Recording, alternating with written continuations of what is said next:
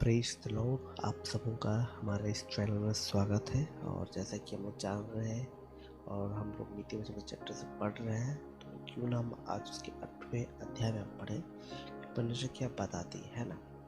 ज्ञान की श्रेष्ठता। क्या बुद्धि नहीं पुकारती है? क्या समझ ऊंचे शब्द से नहीं बोलती है? बुद्धि तो मार्ग के ऊंचे स्थानों पर और चौराहों में खड़ी होती है, फाटकों के पास, नगर के बैठाओं में और द्वारों ही में वह ऊंचे स्वर से कहती है, हे लोगों, मैं तुमको पुकारती हूँ और मेरी बातें सब मनुष्यों के लिए है। हे भोलो, चतुराई सीखो और हे मूर्खों, अपने मन में समझ लो। सुनो, क्योंकि मैं उत्तम बातें कहूँगा और जब मुंह खोलूँगा तब उससे सीधी बातें निकलेंगे, क्योंकि मुझसे सच्चाई की बातें का वर्णन होगा। दुष्टता की बातों में मुझको घृणा की आती है। मेरे मुंह की सब बातें धर्म की होती है, उनमें से कोई टेढ़ी या उलटफेर की बात नहीं निकलती है। समझ वाले के लिए वे सब सहज और ज्ञान प्राप्त करने वालों के लिए अति सीधी है। चांदी नहीं, मेरी शिक्षा ही को चुन लो और उत्तम कुंदन से बढ़कर ज्ञान को ग्रहण करो, क्योंकि बुद्धि बहुमूल्य रत्नों से भी अच्छी है और सारी मनभावनी वस्तुओं में कोई भी उसके तुल्य नहीं है।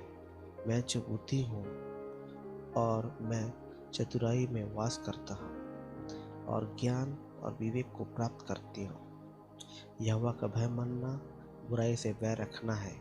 घमंड और अहंकार, बुरी चाल से और उलटफेर की बात से मैं बैर रखता हूँ। उत्तम युक्ति और खरी बुद्धि मेरी ही है, मुझ में समझ है और पराक्रम भी मेरा है। मेरे ही द्वारा राजा राज्य करते हैं और अधिकारी धर्म से शासन करते हैं। मेरे ही द्वारा राजा, हाकिम और पृथ्वी के सब न्यायी शासन करते हैं। जो मुझसे प्रेम रखते हैं उनसे मैं भी प्रेम रखता हूँ, और जो मुझको यत्न से तड़के उठकर खोजते हैं वे मुझे पाते हैं। धन और प्रतिष्ठा, शाश्वत धन और धार्मिकता की मेरे पास है। मेरा फल शुद्ध सोने से वरन कुंदन से भी उत्तम है, और मेरी उपज उत्तम चांदी से अच्छी है। मैं धर्म के मार्ग में और न्याय की डगरों के बीच में चलता हूँ, जिसमें मैं अपनी प्रेमियों को धन संपत्ति का भागी करूं और उनको भंडारों से भर दूं। यहोवा ने मुझे काम करने के आरंभ में और वरन अपने प्राचीन काल के कामों से भी पहले उत्पन्न किया।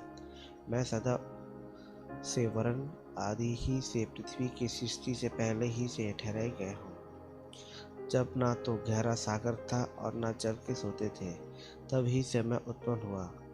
जब पहाड़ और पहाड़ियाँ स्थिर न की गई थी, तभी से मैं उत्पन्न हुआ।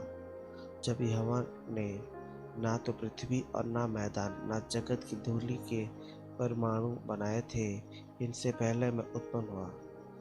जब उसने आकाश को स्थिर किया तब मैं वही था। जब उसने गहरे सागर के ऊपर आकाश मंडल ठहराया, जब उसने आकाश मंडल को ऊपर से स्थिर किया और गहरे सागर के सोते फूटने लगे, जब उसने समुद्र की सीमाएं ठहराई कि जल उसकी आज्ञा का उल्लंघन ना कर सके, और जब वह पृथ्वी की नींव की डोरी लगाता था, तब मैं प्रधान कारीगर के समान उसके पास था और प्रतिदिन मैं उसकी प्रसन्नता था और हर समय उसके सामने आनंदित रहता था। मैं उसकी बसाई हुई पृथ्वी से प्रसन्न था और मेरा सुख मनुष्यों की संगति से होता था। इसलिए अब हे मेरे पुत्र, मेरी सुनो। क्या ही धन्य है वे जो मेरे मार्ग को पकड़े रहते हैं।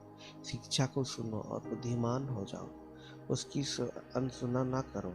क्या ही धन्य है वह मनुष्य जो मेरी सुनता, वरन मेरी डेवढ़ी पर प्रतिदिन खड़ा रहता और मेरे द्वारों के खंभों के पास दृष्टि लगाए रहता है, क्योंकि जो मुझे पाता है वह जीवन को पाता है और यहोवा उससे प्रसन्न होता है। परंतु जो मुझे ढूंढने में विफल होता है वह अपने ही पर उपद्रव करता है। जितने मुझसे बैर रखते हैं वे मृत्यु से प्रीति रखते हैं। यहाँ तक आमीन।